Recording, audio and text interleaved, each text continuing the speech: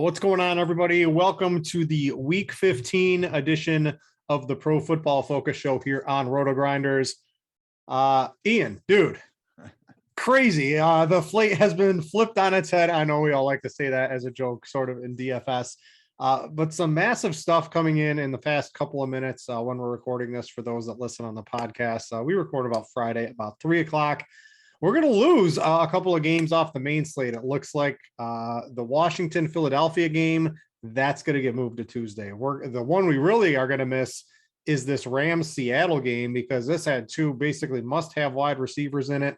What I think is going to happen, the sites are going to remove these games off the main slate, right? Because they want the Sunday slate to end, get the money back in place so you can use it on all the showdowns that'll be happening here. Dude, we got to come up with some stuff on the fly here. That's what I'm trying to do right now, man. Looking at that cash game lineup, had Cup, had Jefferson, was looking at Sony in there. That is all as good as gone. So you know what, Britt? Hey, at least it happened, I guess, today and not Sunday morning. But at the same time, like, what did it take until Friday? Why did it take until Friday for all this anyway? Oh, well, we'll roll with the punches and adjust the ranks as we always do. Yeah, everyone stay safe out there. The new Omicron is spreading fast across the sports world. You think, Ian, anything will sports world will shut down next week? This seems pretty like it's going through everything right now. I don't know. They make adjustments. Hopefully they're making them based on science. That's all I can hope. So yeah, let's I guess we'll have to see what happens with that. But anyway, let's get into your article here, the Mismatch Manifesto. Now, I believe, let's see here. I got to make sure I have the right one up here, because I think I have the one. Oh, no, I've got the week 15 one. I think on PFF it says week 14 at the top. You might want to go check with your editor on that one. Actually, I might have the wrong one personally here. I have to go back in here. But let the people know what this is. We get new listeners, viewers to the live show here on RotoGrinders all the time. Explain what the Mismatch Manifesto is, and then maybe I'll try to find the right article and we can get into it here on the screen share. Yeah, I'm seeing week 15. I think that's a you problem. That's a me problem for sure. Just fine over there. But yeah, basically, so, every week we start off with this. I think it's a good way of breaking down, the general landscape of the slate before we get into the nitty gritty details, because yes, I get it. All the context will matter, but also, we love talking about mismatches throughout the league and a number of things. And it always comes down to, okay, this offense ranks this and X variable.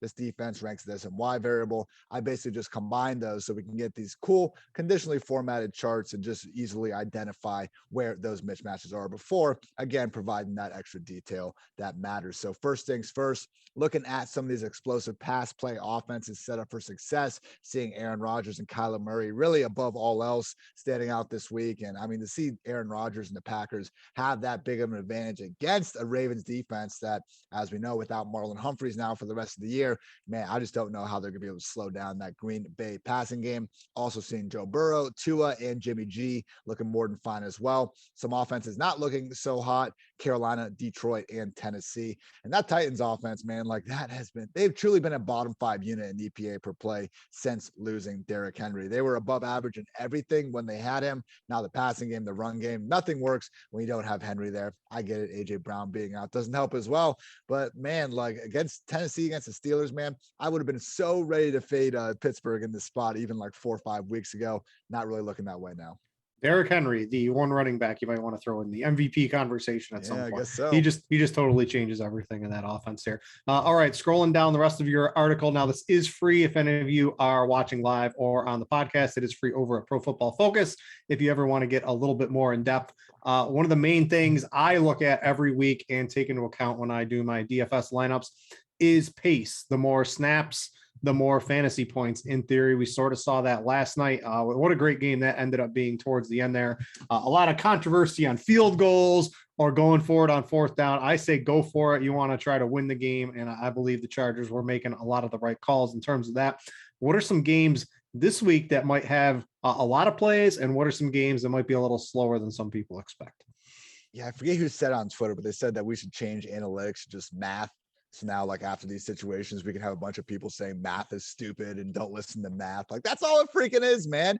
We use stats in everyday, like regular quote unquote non-analytic football analysts use stats for their arguments all the time. But when they don't understand a stat, they just start calling it analytics and they pretend like it doesn't exist or matter. So anyway, back to the subject at hand with some of this pace stuff. Cowboys and the Giants really standing out as the fastest moving matchup of the week. Still not sure is a great bring back option on that Giants offense for the Cowboys stacks, but potentially maybe we can find something here in the GPP streets. Also seeing the Seahawks and the Rams popping off. Obviously that one is now on Tuesday. So really Cowboys and Giants standing out as the by far fastest matchup on the main slate. Some of the more slow and moving games, Bengals and the Broncos, as well as the Packers and the Ravens. So that Bengals Broncos game is interesting, man, because I feel like Burrow, Chase, Higgins, like I think they can beat anyone when everything is truly clicking. But as we've seen throughout the year, Bengals such a slow pace, and they continue to really just give Mixon the ball far too often for my liking on early downs to be too overly confident in the Bengals at Mile High. And to the Denver, they just want to hand the ball to their two good running backs because they know Teddy can't get the ball downfield at all anymore. So that is one to pay attention to in terms of DFS downside possibility. Let's look at pressure rate, getting pressure on the quarterback.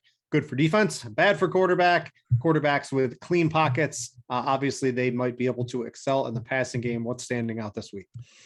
Yeah, best two guys of the week, Brady and Stafford. Obviously, we can't use any of them. So Jimmy G, Big Ben, Dak, and Kyler really standing out as the guys that should have the most clean pockets to work from. And keep an eye on, obviously if Elijah Mitchell is going to be back in action, he's someone that we'll be looking at in cash games. But if he's not, I think this 49ers passing game becomes a lot more, optimistic. We should be more optimistic about them in fantasy land. Ayuk, Kittle, because right now, I mean, Deebo Samuel doesn't have more than 2 catches in the game he doesn't have more than 1 catch in the game since week 10. So Ayuk and Kittle going up against that Falcons defense. I know we're looking at, how Jeff Wilson or Mitchell could do on the ground, but don't underestimate Jimmy G and what he can do from a clean pocket. Some quarterbacks that won't be having those clean pockets, Zach Wilson, Russell Wilson, and Tua. The thing is though, like the Miami offensive line is so bad, Britt. We have team data PFF going back to 2006.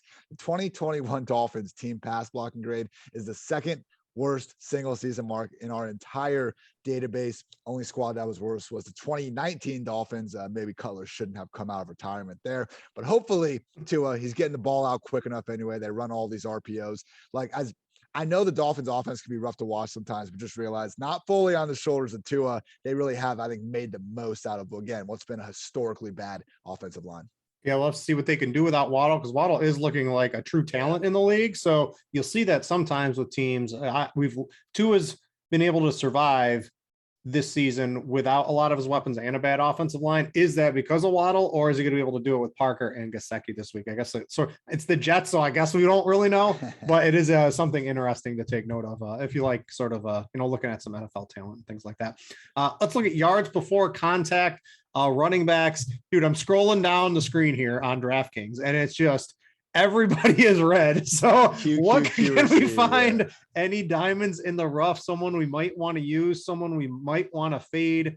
It looks like James Robinson is going to be the absolute uber chalk. What's his matchup look like in general? And then is there anyone else really standing out to you or that we should avoid? It's good. It's definitely a top 5 on the main slate in terms of this. Some other guys set up well. Devontae Freeman for the Ravens, I think that's a reasonable tournament one. He is sitting down there in the low 5K range. We've seen Latavius Murray. Yeah, Vulture score last week, but that was literally his only touch of the game. It really has been Freeman's backfield here as of late. And as much as people might want to kind of fade him this week without Lamar Jackson potentially under center, hey, I think Huntley does run a lot as well, but it would make sense to me if they just kind of feed the rock to Freeman even more than usual. So I think he could be the contrarian note from this. Also, the Cowboys looking good. I know Zeke's not looking good, but man, one of these days, like out of these 15, 16 ugly carries, he's going to fall into the end zone a couple times. So definitely not trusting him in cash. But again, based on this matchup, Cowboys being a 10 plus point favorite, Zeke is still projected for a good amount of volume. If you just took away everything you knew about Zeke and you were like, okay, we got the lead back of the Cowboys, 10-point favorite against the Giants, and all the matchup stats are looking good. I think a lot more of us would be behind them. Also seeing the Lions popping as pretty good. Looking like it's going to be Craig Reynolds for another week. I'm about a week old now that I've known Craig Reynolds is an actual viable fantasy player. So, continuing to evolve on that. But man, it's just such a tough spot for them. Expecting them to have plenty of negative game script in Arizona. Probably won't go that far down the wormhole. And then finally, just some running games not set up for success. Steelers, good thing Najee gets so much volume, it doesn't matter. Carolina and the Texans. So I know we see Royce Freeman having a good week. He had a good week last week. Rex Burkhead had a good week about a month ago. Those are, oh man, we got an angry dog. Even when I mentioned the Texans running backs, man, I get it. But when you look at these Texans running backs, I mentioned the 2 weeks, they finished as the RB20 and the RB22. That's the ceiling you're chasing in Houston. It's just not worth it. So I see some David Johnson chatter, Royce Freeman's affordable. Just no. Matchup isn't good. And again, there's just no ceiling to chase anyway. So what are we even doing here? Beagles don't hate anything more than the UPS truck, and I believe it just drove by down the street here. So those guys love that thing. So hopefully they quiet down in just a little bit. You mentioned Craig Reynolds, total 2004 like Tecmo Bowl creative player or something like that, right? Exactly. It's Craig Reynolds without question. Exactly. Let's go to the final thing we like to talk about here: the EPA per play. Any advantages, disadvantages we can get on the Vegas lines or maybe incorporate into DFS this week? Like the Chargers, a +3 didn't work out, but I still think that was a reasonable. They should have won that game. Right. So I hate to say the process was right, guy, but I do think that one makes sense. The Browns are popping, but as we know, with the quarterback changes, I don't think that's really a smart bet. The Patriots at +2.5, though, I do think makes a lot of sense. I mean, this is arguably the best team in the AFC. I get it, they're going to Indy, but we're talking about number one scoring defense, and I don't really think the Colts are necessarily built to hold this Patriots offense, which can both run and throw the ball. Maybe not the most explosive rate, but at least with a high level of efficiency. I just think the Patriots right now, being an underdog against just about anyone, shouldn't be the case. So the Patriots at +2.5 are one of my best bets of the week. Browns +1.5, not so much considering the situation with Nick Mullins under center. They might get everyone back by the time that comes. So who knows? That's true. Who knows? If they're a dog with Baker, then I will be taking. Depends how many. I still think I don't know. I still need a little bit more than Baker to come back for that. Browns. I kind of was starting to catch myself as I was. Give me Case Keenum at least. At least give me Keenum or Baker. We can move on from there. But that is the recap of Ian's mismatch manifesto. Again, free on Pro Football Focus every week. If you want to get into more detail on it, I appreciate you lobbying the head honchos over there at PFF to make it free for everyone all season long. All right, let's get into the sports bet. I want to give myself a pat in the back for once again knocking you out on that Bills Buccaneers and our little head-to-head disagreement we had on that one. For life. We'll get one of these days. I think I'm looking at yours. I am on board with all of yours this week here.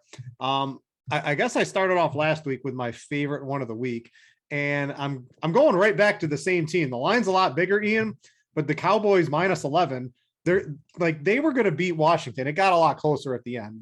They still covered what they were supposed to, but they were going to win that game by like 14 plus pretty easily until some really weird stuff happened, in my opinion. They're going up against the Giants, who are definitely a worse team than Washington was, in my opinion here. They got backup quarterbacks. They got injuries all over the field there. I like the Cowboys, and I think the Cowboys, the why I like them is I think they're going to, I hope they stay away from Zeke. They just let this really good passing game work and really pour on points. So I absolutely love the Cowboys -11 this week. The other two I'm really on. I like the Packers. You mentioned Aaron Rodgers is going to be one of the best tournament plays of the week now, especially since we're losing guys like Stafford and Russ, and we're not going to be able to use all of them. Rodgers is probably going to boost up in ownership, but he should be absolutely able to dominate through the air with whatever he does, whatever he wants to do against this Ravens secondary. And if Lamar Jackson doesn't play, which I think is probably what's going to end up happening, there's going to be maybe some shorter fields, some easier points for them to score this week. So I like the Packers at 6.5. You can still find that line. And then the other one's just the 49ers are just so much of a better team this week. They're just a 9-point favorite.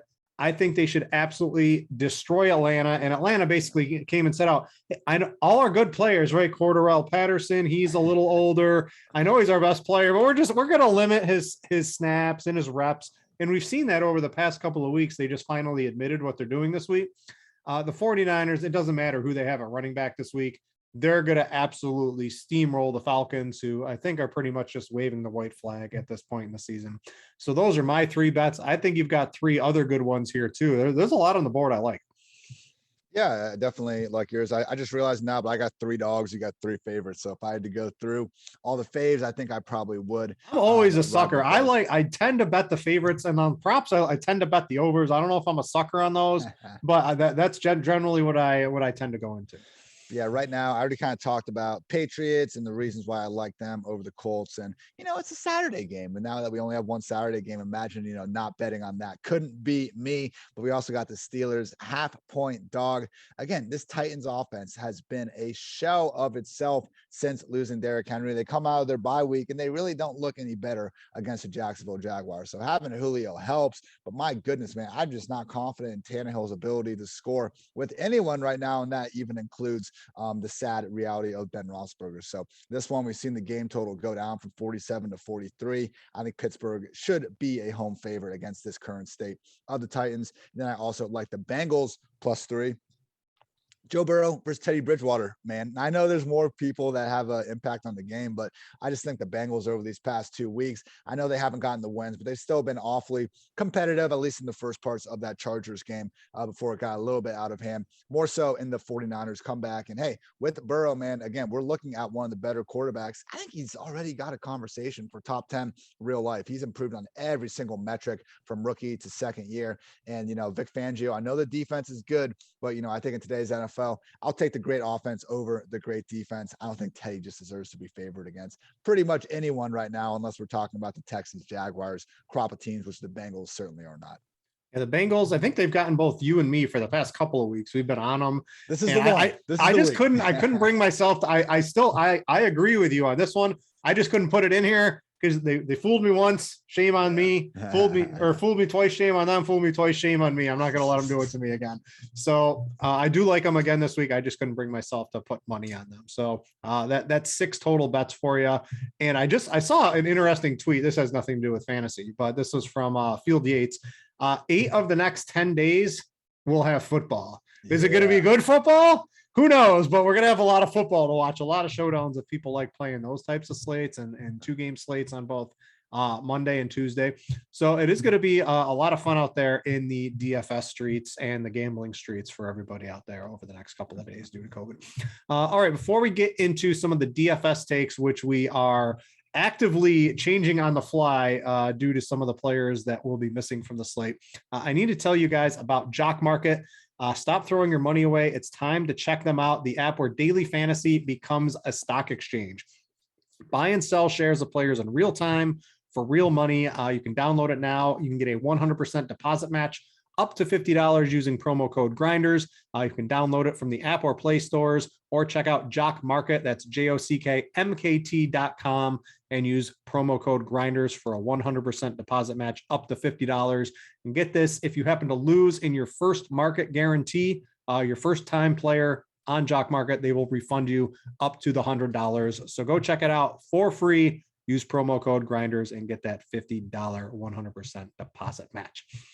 All right, let's go with a top-down approach here. It's not something we normally do, but right, we just lost Cooper Kupp. We just lost DK Metcalf. These were some of probably the heaviest owned players we were going to see all season based on what we were able to do on the sites so far.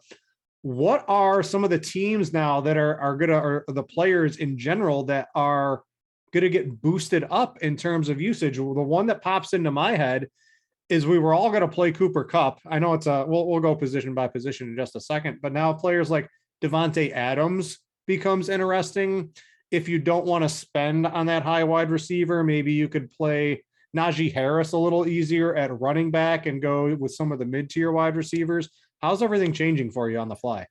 I think you're right about Adams becoming the natural guy to try to go get up to, because when we have Gabriel Davis at 3.7, Devontae Parker at 4.3, James Robinson at 5.4. It's awfully easy to get up there in the salary scale this week. And, so I think Adams, again, just going off a Cup who we were already able to get up to. The other question is like, do we want to go all the way up to Najee Harris? Because all of a sudden, man, like running back is so soft this week. You start going down the list, and then we got Zeke as someone that we talked about seeing split usage and not looking all that well. Joe Mixon doesn't have the pass down work, and he is a road underdog, even though I like the Bengals. Cordero Patterson is running the ball more than ever. He's only got 13 targets over the past 3 weeks. He's not, really someone deserving of being the 4th highest price back on the slate.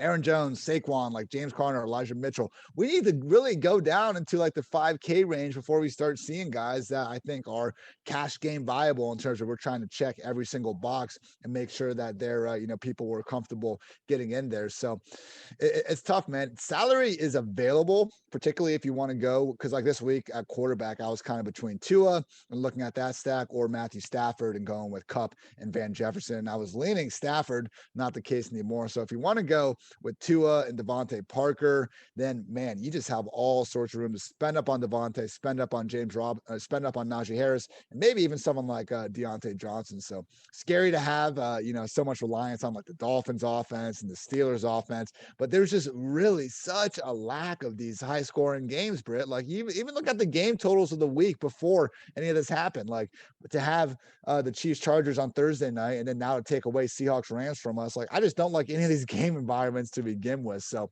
I do wonder if, I guess we have, our Davis, our Parker, our Robinson, not probably our Adams. We have 4 guys that are super chalky, and it's really going to depend on how we're able to complete the lineups, because it does seem like we now have a pretty clear cut top 4 or so guys that cash games are going to be revolving around. Yeah, I'm gonna call Roger Goodell. I got him on speed dial here. I'm gonna plead for no offensive holding penalties this weekend in an attempt to make these games a little bit more watchable. Think he'll go for that? Yeah, maybe, man. Worth a try. All right, let's jump into quarterback here. And normally we like the cheap running quarterbacks, but I don't know. There's not too many of them this week to choose from, Ian. And with all the value that's popping up across the board, I guess we can talk about spending up on quarterback this week. You've got Josh Allen, who we saw him. He was at a play with his wife or girlfriend on Tuesday. The fantasy world spotted him without the walking boot. He did get cleared from the injury report today on Friday. So he looks like he's a full go. And then we've also got Kyler Murray. Both these teams are projected to be in blowout victories. I did look at Kyler Murray in all the games they've pretty much handled the other team at any point in time. Sometimes the other team will come back late in the 4th quarter or something like that. Kyler Murray's pretty much got there every time to give us a reasonable performance, where Allen has had some struggles in this one. You've got Kyler Murray in a dome in Detroit. You've got Allen at home in the cold against Carolina. I'm sort of leaning Kyler Murray's 200 cheaper. Where do you stand between the top quarterbacks this week? You might even want to throw Aaron Rodgers in the mix, honestly, too. I don't hate that Rodgers call, honestly. Buffalo, it is worth mentioning there's not rain or wind, so it is cold, which is not ideal, but it's not too out of the question to be able to go with him. Let's go with Aaron Rodgers, man, because Allen's banged up. Go back 2 weeks ago when we had Kyler Murray like throw the ball 15 times. I know he saved the day with 2 rushing touchdowns, but they're playing the freaking Lions. Like if there is ever a week that they just don't need to lean on him, I would think it's this one. But hey, to blow out a team like that, obviously you got to put up a lot of points to begin with. I do kind of think as I'm just continuing to workshop new lineups here, going with Aaron Rodgers makes sense. We already want to go up and give to Devontae Adams anyway. I think that deserves to be the highest projected quarterback, wide receiver, just stack in all the entire slate. And you can still get basically everyone else we were looking at without too much of a problem, man. So yeah, I'm actually leaning Aaron Rodgers over these guys. I was thinking him as just GPP to start. Let's make sure that Baltimore weather isn't anything to mess with. But yeah, I think we're pretty good there. Sunny, winds not over 14 miles per hour. I like Rodgers, man. This Packers offense, like they haven't been the same juggernaut as they were in 2020 the entire season. But you look over these past 3 weeks and they've scored at least 31 points on each and every occasion. So we don't have like a more, I think, condensed QB1 wide receiver 1 pairing than Rodgers and Devontae, especially now that Cooper Kupp is off the main slate.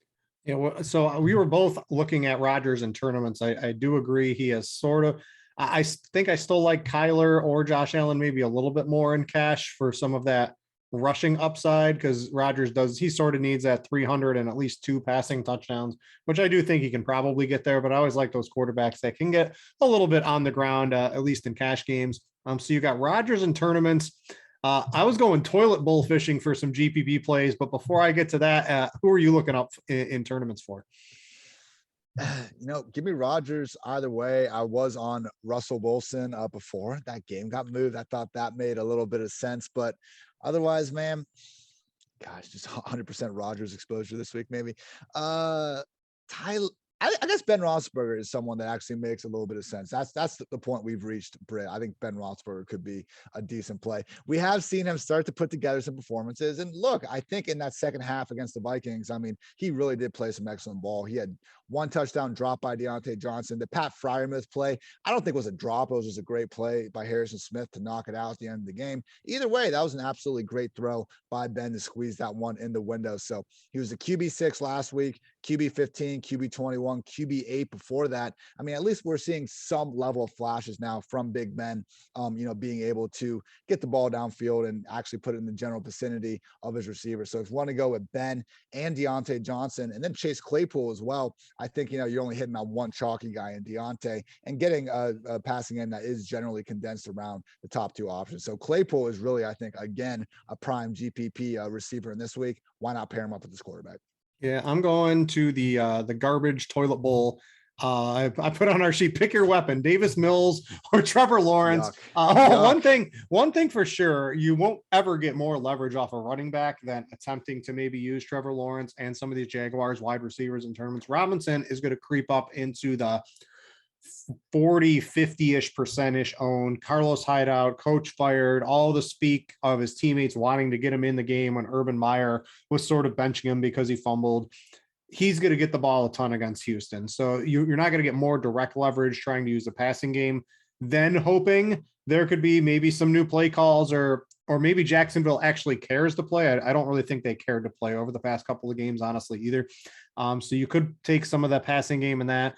Mills, on the other hand, too, he's got 3 20-plus fantasy point weeks. Some of those were in blowouts, some weren't, but he's got a pretty easy stacking partner in Cooks. I don't know. This is an interesting one. We only have 9 games on the main slate now. And there's just going to be, everyone's going to be playing Kyler and Josh Allen and Aaron Rodgers and Dak. Everything else is sort of, it's a pick your poison. So I don't mind going to them. Everyone's cheap on that. So like if you did a Jaguar stack, you can get Devontae Adams, you can get Najee Harris, you can get Deontay Johnson on that. You can get a George Kittle on that team, right? You can do some things like that. And I honestly think those are the players you might want to have more than outside of Aaron Rodgers. I don't see a quarterback that can throw 350 and 4 touchdowns. Do you really see one of those on this slate? No, that's why I want Rodgers in cash and GPP, man. And I know what you're saying about the rushing floor. I want that as well, obviously, whenever we can get it. But if you look at Kyler this year, compared to last year, he really hasn't run quite as often. He's really been living more on. He was hurt for a while. He's good now. But okay, he's good, but you're facing the Lions. Like, I just think it's a point where he's not going to be asked to really put that body in danger more than needed. So Kyler, I can get it. Josh Allen, he's not listed on the injury report, and okay, he's not wearing a boot around to the play. But again, this is another game against the Panthers, 10+ point favorite. Like, I think there's a difference in strategy when these teams are facing the Buccaneers trying to make a statement against a fellow Super Bowl contender, and then the Carolina Panthers and Detroit Lions. So, we're losing a little bit of potential with it. But like you said, man, Rodgers, I think, has such a higher passing ceiling than just about anyone this week that why not get up to him? Go down to him, actually. Before we get to the James Robinson section of the show at the running back position, I want to thank all of you that do watch this live on a Friday afternoon at 3:00 on YouTube or on RotoGrinders. If you are on the YouTube, please click the like button. It helps other people find the show. And if you want to get more notifications on everything else here at RotoGrinders, feel free to click the subscribe button. And if you are watching live and perhaps you wanted to get this delivered to your phone at any point later in the week or weekend, you can subscribe to the RotoGrinders Daily Fantasy Football podcast feed, and it will get delivered to you on any of your favorite platforms. All right, running backs for cash games. The one, it's definitely, is there any reason to not play James Robinson? like in cashing in? Can you come up with anything? I can't. No, and I mean, we can talk about the matchup and everything, but I just think the fact that he's going to be like what 70% owned in cash games, probably like, all right, just cross it out. He's 5,400 for getting 20 touches. Sign me up. So the question is, after that, it becomes rather difficult because one, there's just so many, there's some timeshares, there's some questions on who, between Aaron Jones, right? If Aaron Jones is going to get all the work, but I don't really think that's going to happen. You can't run as easy in Baltimore. You've got Najee Harris up at the top. The volume is going to be there for him. He's going to get some pass work. He's good. Probably not going to play Zeke. I don't think I'm going to play Mixon in cash. So at the top, it's probably Najee. But you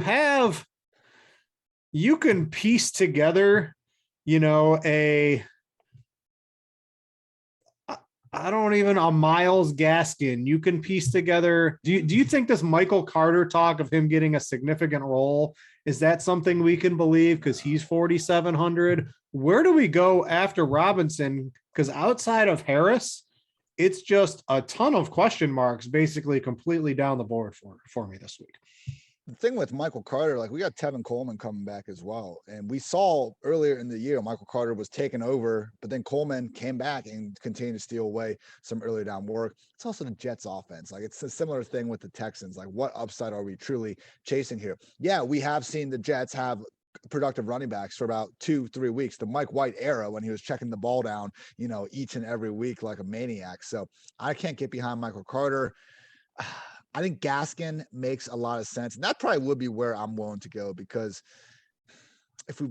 paying up a tight end. I want to pay up a tight end this week. So I'd rather not get to Najee if we don't need to. Obviously, he is going to see his 25 potential touches.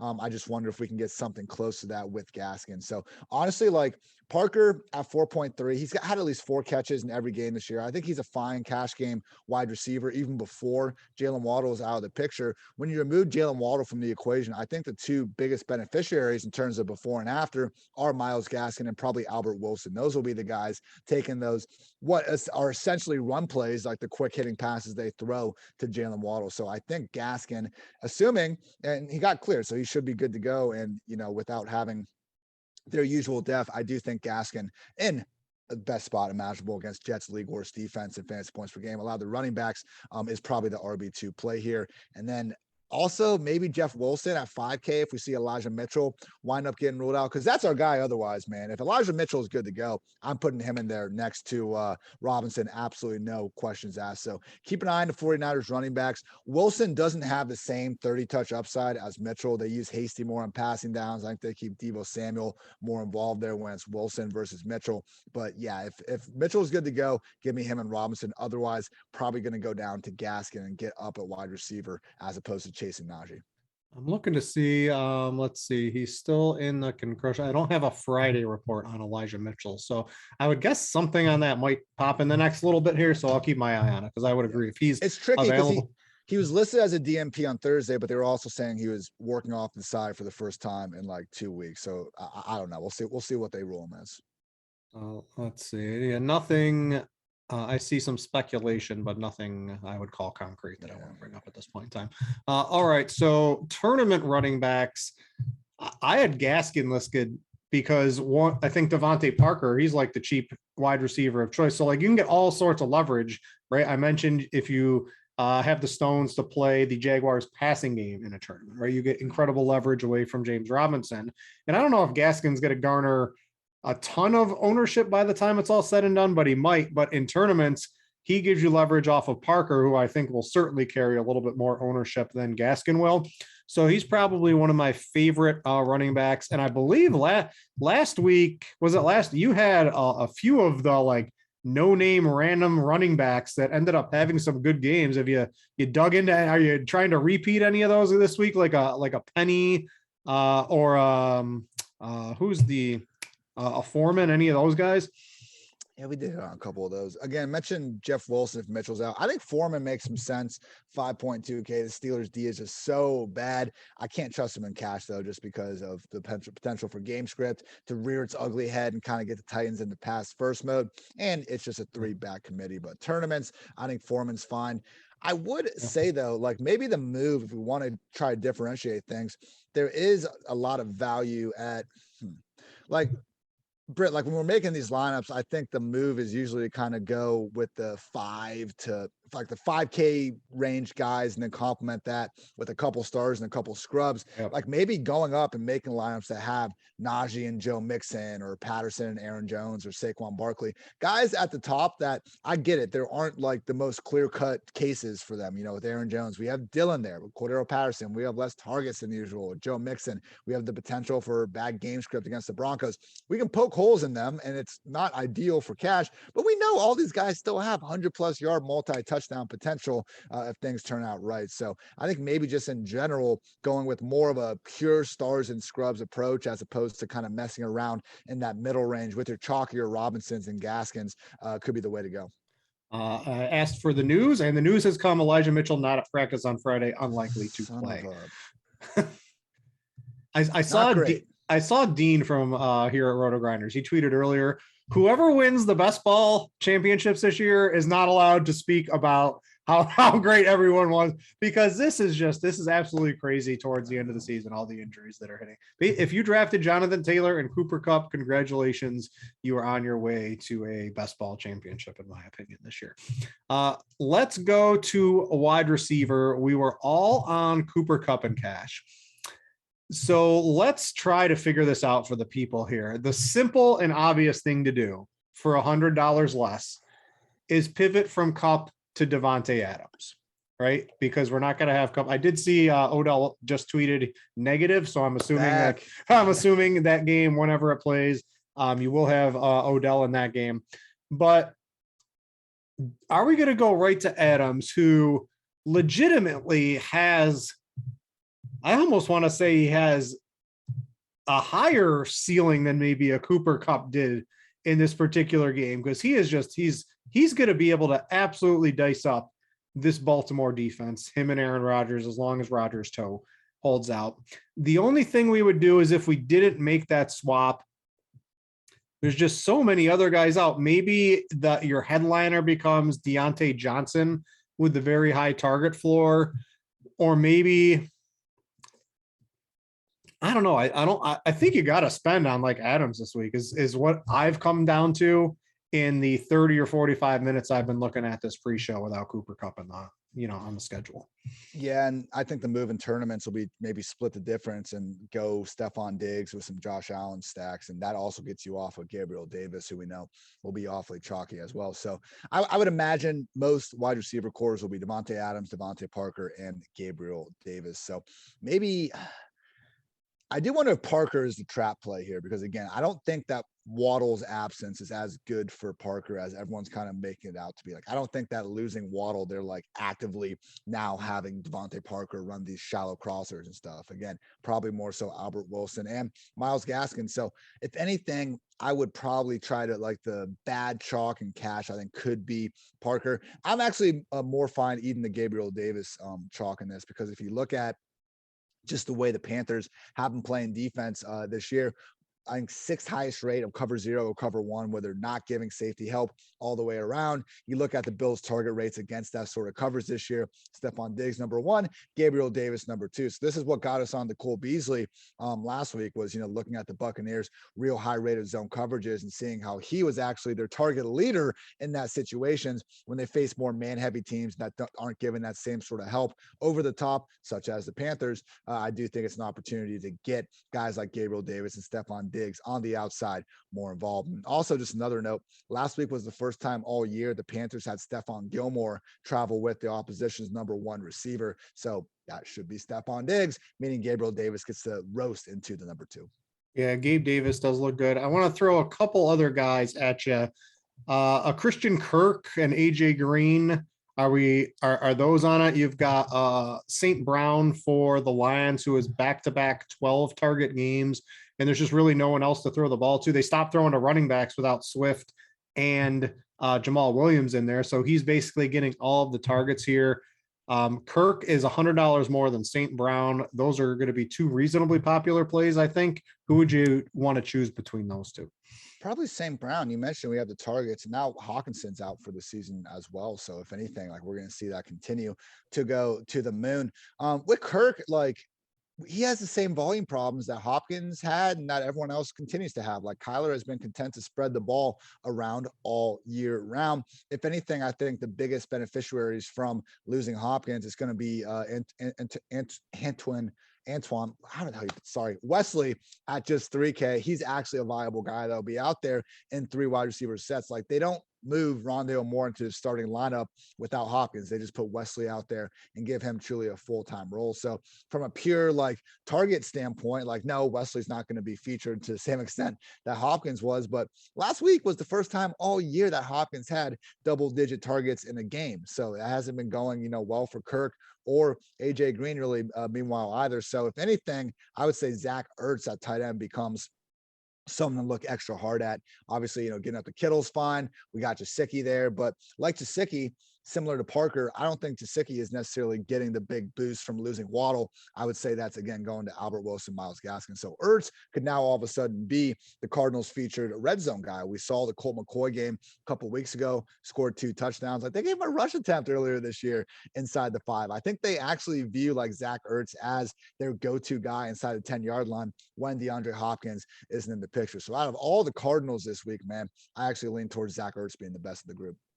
All right, tournaments. So again, I'm just trying to find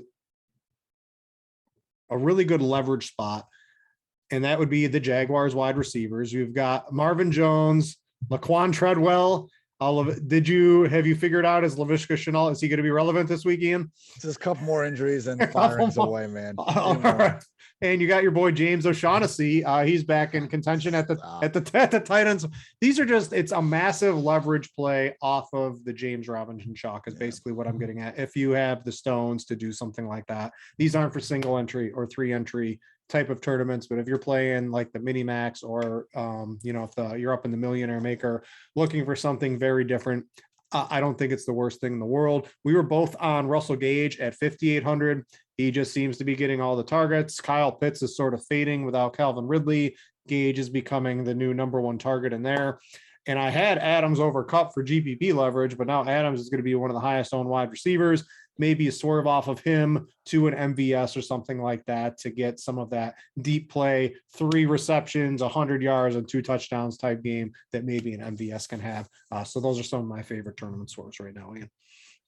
No, I think those are all fair. Again, Gage, I'm down to go back to that. Well, I also really like potentially, I think Amari Cooper here, 6.4K. He looked healthier than he had all year last week. We obviously had him on the COVID list, missing extended games, but I think that helped him kind of clean up some of those lower body issues that he was continuing to play through. And it's Cowboys offense. I know Dak was bad last week. Like that 4th quarter interception was absolutely atrocious, but you might be putting a little bit too much stock behind those. PFF's own Seth Galina had a nice thread on Twitter going through like drop back by drop back type of stuff and showing that Dak really wasn't quite as bad as everyone has made him out to be. So he has had far worse splits post calf injury than pre, but I still think this matchup is clean enough, and he has such talented players at wide receiver that even like an 80% version of Dak is still capable of helping guys like Cooper, like CeeDee Lamb get out to some really, really big games. So yeah, man, I think that makes sense. And again, looking at Stephon Diggs as a pivot from Deontay and Devontae at the top could also ring true. But Britt, what about this, man? Because we're looking for these offenses that we're having some confidence in. With Elijah Mitchell likely out of the picture, Brandon Ayuk and George Kittle should be getting fed, man. I know we haven't talked about tight ends yet, but when I'm looking at my cash game, like if we just had to pick a single player from any team that we know is going to boom, isn't George Kittle like probably that guy? Like I come to you every single week with some crappy sub 3K tight end that I'm trying to say we should get in there. But with all this value we have at wide receiver and running back now, I do wonder if it would behoove us to really do everything we can to get up there to George Kittle. Yeah, I mean, he's 7,500. If you think of it as a wide receiver, would you rather play Deontay Johnson or George Kittle? Who's going to have more fantasy points this week? I think I'd go with Kittle, man. Only Justin Jefferson has more receiving yards than Kittle since he came back. Like he's been a wide receiver 1, basically. Yeah, I think he's over 40% target share since he's come back because they're not they're using Debo as a running back, not as a wide receiver anymore. So it's all funneling to Kittle and Ayuk, and their offense is still doing good. There's no reason to think they would change that up. So I do like, you can make it work to Kittle, right? If you play Davis and Parker, you can get up to a Kittle at tight end. I always have trouble pulling that high end tight end trigger because usually there's a couple cheaper. I think Mike Gesicki's in play at 5,000. I think, well, we're not going to have Dallas Goedert anymore. I was looking at Gerald Everett, so that 3,500 price tag was pretty nice. I was looking at Tyler Higbee at 4,000. I've lost them. So now everything is sort of changing on the fly. I think if I had to choose someone, it would probably be the Gesicki or going all the way up to Kittle at this point in time. I think your boy, if you're just looking for the absolute cheapest tight end, you can throw at the wall. I mean, Ian, your boy. I mean, he's 3,200 on DraftKings. Stop calling him my boy. Okay. No, if you really want to throw something, I'm giving you a compliment. Hey, let's look at the other tight end in that game. Brevin Jordan, 2,800, scored a touchdown last week. He's been having the targets. My guy Andrew Erickson from PFF has been selling me a little bit more on Brevin Jordan as the week goes. That's that would be if you want to just put Kittle in the flex, that'd be what's interesting. Now we're starting to get into some real strategy talk here because Jordan at 2,800 is truly the cheapest player that you could feel at all good about in this week. So that would kind of be my thoughts there. And Britt, because like here's when I'm putting my lineup together, you're right. Because when you have Kittle there, you don't feel good about a spot. You end up having like less than 5K to fill a running back or wide receiver, and there just aren't enough guys there. But I feel great about Kittle and my flex still. With Jordan and tight end, it's not great, but you can accept the salary that you're saving elsewhere. And then that really gives you a chance to go up elsewhere. So consider Jordan and Kittle, or to your point, I think Gesicki is a more reasonable option in the mid tier as well. Yeah, anything you talked a little bit about Ertz, if his ownership remains low in a tournament, I think that's perfectly fine. Would you play Mark Andrews if Lamar Jackson isn't starting?